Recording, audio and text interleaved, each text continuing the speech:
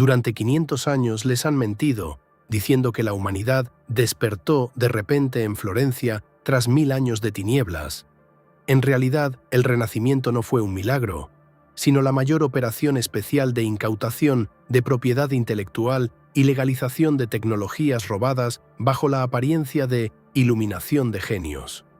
Estamos acostumbrados a ver revelaciones divinas en las cúpulas de Brunelleschi, pero si quitamos el dorado, ante nosotros no aparecerán creadores santos, sino gestores audaces y arqueólogos negros. Hackearon secretos ajenos y borraron las huellas con tal esmero que todavía creemos en el cuento del salto del vacío a la obra maestra. Vamos a desarmar el Renacimiento como si fuera un coche robado. Expondremos los números de serie alterados y los sellos borrados de los verdaderos creadores de la cultura. Esta es la historia de cómo el control sobre el pasado se convirtió en un poder ilimitado sobre el presente, donde el derecho a construir solo lo recibía aquel que jugaba según las reglas de los gremios florentinos. ¿Están listos para saber por qué el gran Brunelleschi destruyó con furia todos los planos y mecanismos inmediatamente después de construir la cúpula principal del mundo? La respuesta los hará estremecerse al ver lo barato que compraron nuestra confianza. Pasamos al primer capítulo de esta estafa. El mayor milagro del arte occidental, la perspectiva lineal, supuestamente nació de una sola mirada de un joyero en un espejo.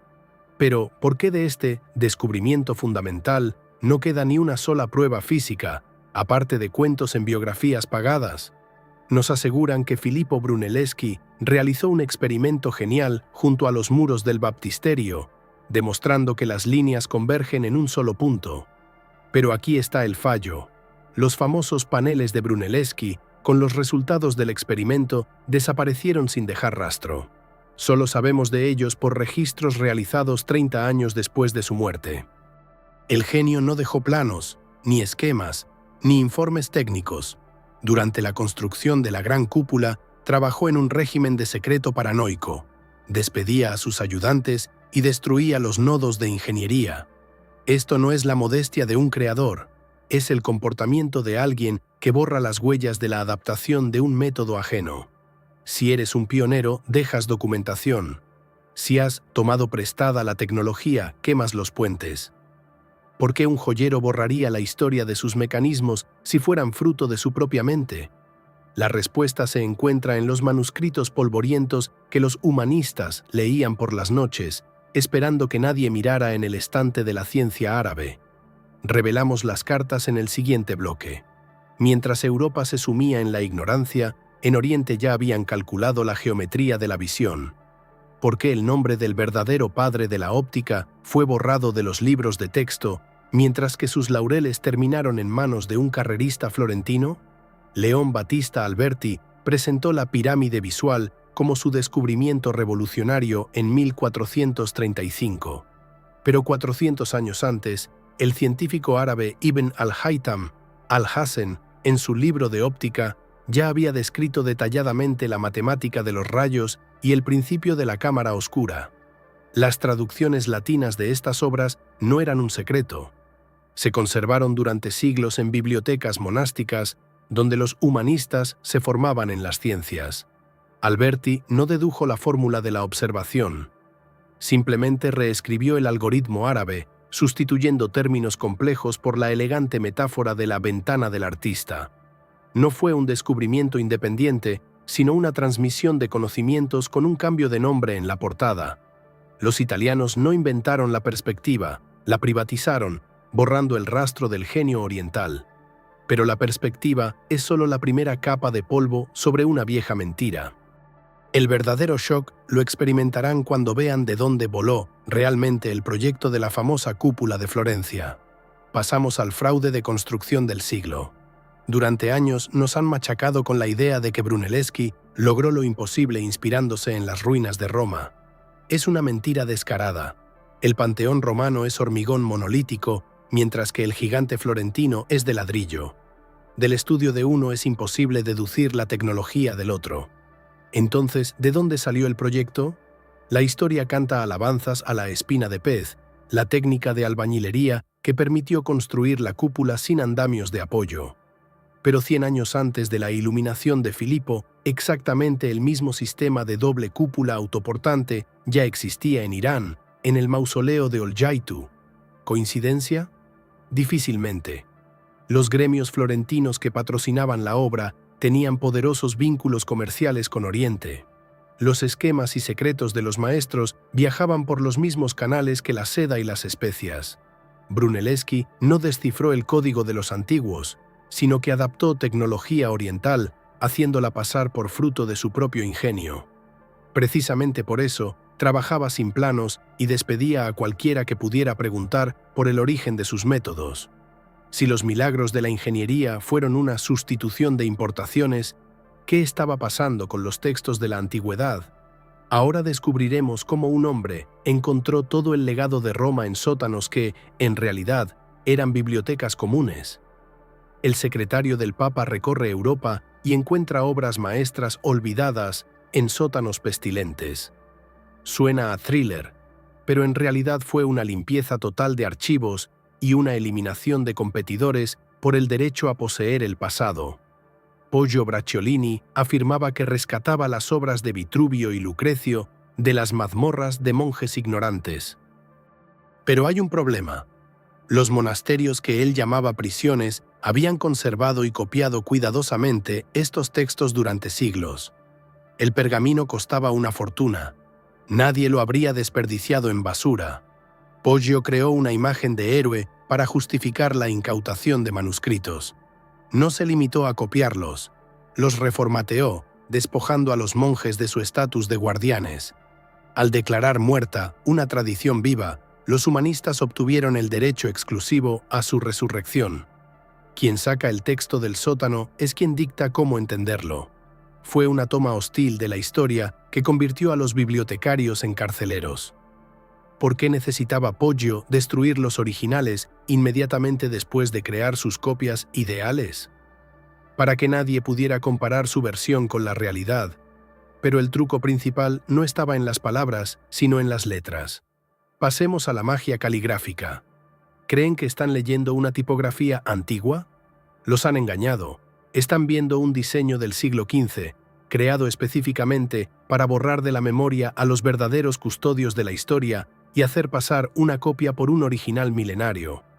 Poggio Bracciolini desarrolló la minúscula humanista, declarándola la escritura de la época de Cicerón.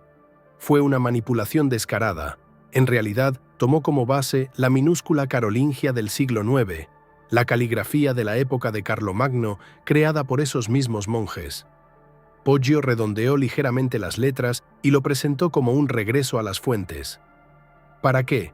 Fue un rebranding visual. El texto en gótico se asociaba con la oscura Edad Media y la Iglesia. El mismo texto en la nueva tipografía parecía un radiante mensajero de Roma. El cambio de fuente permitió a los humanistas presentar sus versiones como los únicos originales válidos, y los libros antiguos como corruptos. Con esta magia de las letras se podía legalizar cualquier falsificación. El lector veía el estilo antiguo y dejaba de dudar. Pero, ¿y si lo que estaba en juego era toda la historia política del imperio? Pasamos al principal sospechoso, el proyecto Tácito. Nuestra imagen de los malos emperadores y de la resplandeciente república se sostiene sobre textos que salieron a la luz de forma sospechosamente oportuna. ¿Y si la principal crónica del Imperio Romano no fuera una obra maestra antigua, sino un fanfiction político del siglo XV? Los anales de Tácito son la fuente clave sobre las locuras de Nerón y Tiberio. El manuscrito apareció milagrosamente en el monasterio de Corbeil y pasó por las manos del círculo de Poggio Bracciolini. Ya en el siglo XIX, algunos investigadores notaron que el latín del antiguo Tácito recordaba de manera inquietante al estilo del propio Poggio. Los historiadores oficiales rechazaron la versión del fraude, pero el hecho permanece. Tácito resolvía una tarea concreta de los humanistas. Necesitaban una imagen de la tiranía para justificar los valores de la nueva república y desplazar a la Iglesia del poder. Si el autor adecuado no existía en los archivos, valía la pena inventarlo. Poggio no solo encontraba la historia, la construía a la medida de las ambiciones de sus mecenas. Pero si los textos se pueden falsificar en papel, ¿qué impedía editar las propias piedras?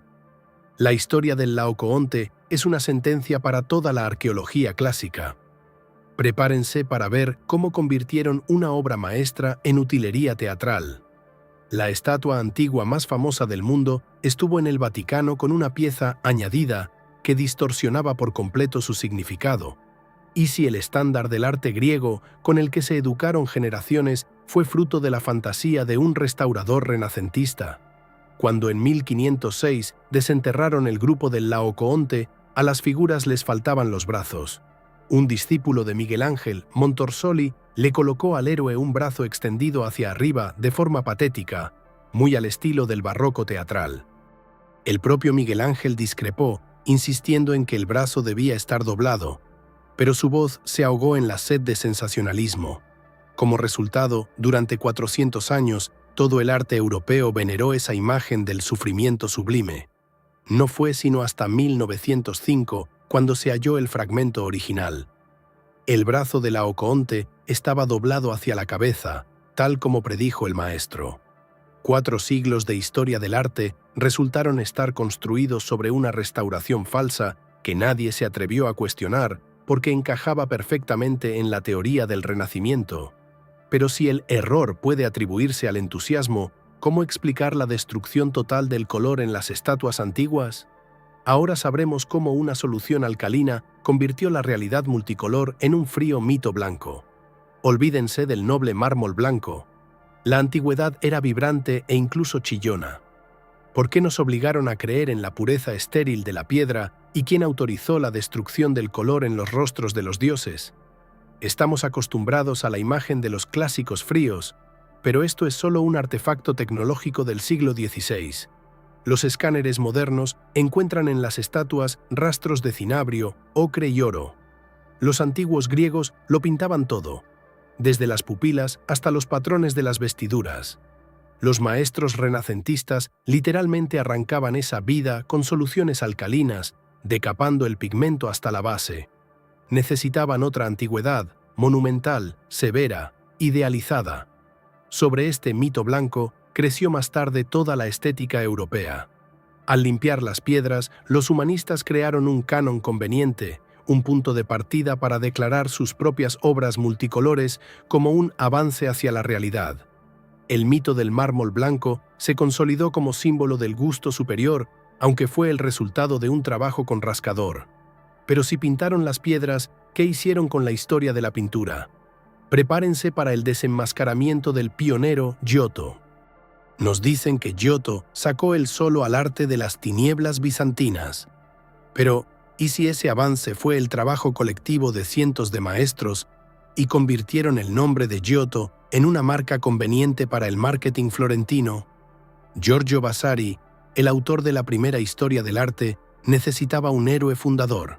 Le atribuyó a Giotto todo, desde la invención del psicologismo hasta la destrucción de la iconografía plana.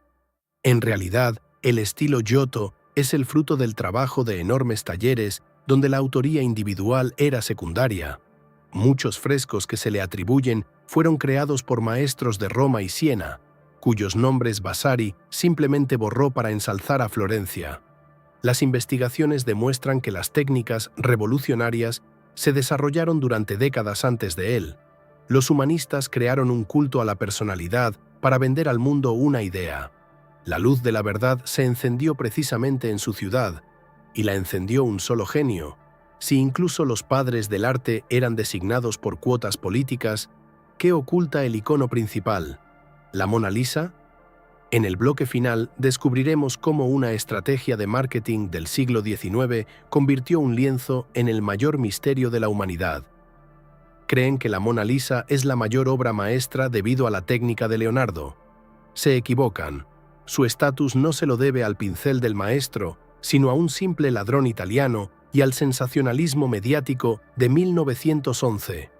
Hasta principios del siglo XX, la Mona Lisa era solo una de las muchas obras buenas del Louvre a la que pocos prestaban atención. Todo cambió cuando el italiano Vincenzo Peruggia la sacó del museo bajo la solapa de su chaqueta. La prensa convirtió el robo en un thriller mundial. Los periódicos publicaban reproducciones en sus portadas y multitudes de personas acudían al Louvre simplemente para pararse frente al hueco vacío en la pared. Cuando la pintura fue hallada 2 años después, ya no era solo un retrato, sino un icono global. El culto a la sonrisa misteriosa no es tanto un descubrimiento de la historia del arte, sino un genial efecto secundario de la histeria colectiva. El Renacimiento, tal como lo conocemos, es un proyecto grandioso para crear la marca Europa. Desde tipografías falsas hasta biografías inventadas, todo servía a un único propósito: demostrar la superioridad de los nuevos tiempos sobre el pasado oscuro. Estamos acostumbrados a considerar el Renacimiento como el amanecer de la humanidad, pero en realidad fue la campaña de relaciones públicas más exitosa de la historia. El pasado no fue simplemente revivido, sino reensamblado desde cero para que trabajara a favor de las ambiciones de Europa. Si eliminamos del Renacimiento las tecnologías orientales, los textos editados y el mármol limpiado con lejía, no veremos un regreso a la antigüedad, sino el nacimiento de la ideología occidental. Los humanistas crearon el concepto de la Edad de Oro para justificar su ruptura con la tradición. Dividieron la historia en luz y tinieblas, nombrándose a sí mismos monopolistas de la verdad. Todo el brillo del Renacimiento es una fachada tras la cual se escondía un frío cálculo político. Seguimos mirando el mundo a través de sus ojos, sin notar que los cimientos de nuestra cultura fueron colocados por maestros de la mistificación.